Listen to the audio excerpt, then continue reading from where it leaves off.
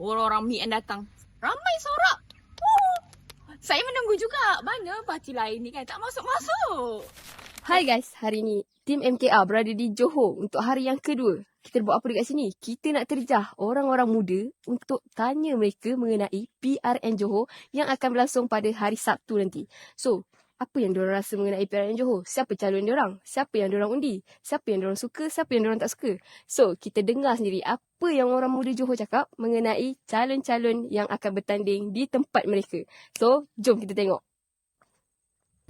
Assalamualaikum. Nama saya Nur Syifa dan umur saya 23 tahun dan saya mengundi di Dun Maharani.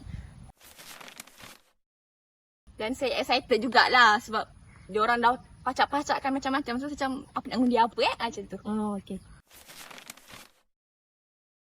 Lebih fokus dekat peluang pekerjaan kepada rakyat dan macam apa tu tempat-tempat mall, bantuan, lagi bantuan kos sara hidup yang sekarang ni rakyat pun kadang rasa macam 100 tu tak cukup untuk sebulan kan.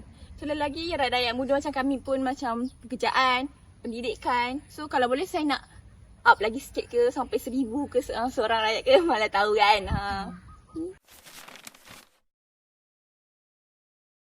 Tengok daripada mak saya ngundi before this. Kalau Maharani ni memang dia kuat lebih lah. So ke mana-mana ya. Macam pagi tadi saya kerja pun. Oh, orang-orang MIN datang. Ramai sorak. Oh, saya menunggu juga. Mana parti lain ni kan tak masuk-masuk. Saya rasa memang kuat MIN lah kat sini. Tapi saya harap tahun ni adalah yang cuba untuk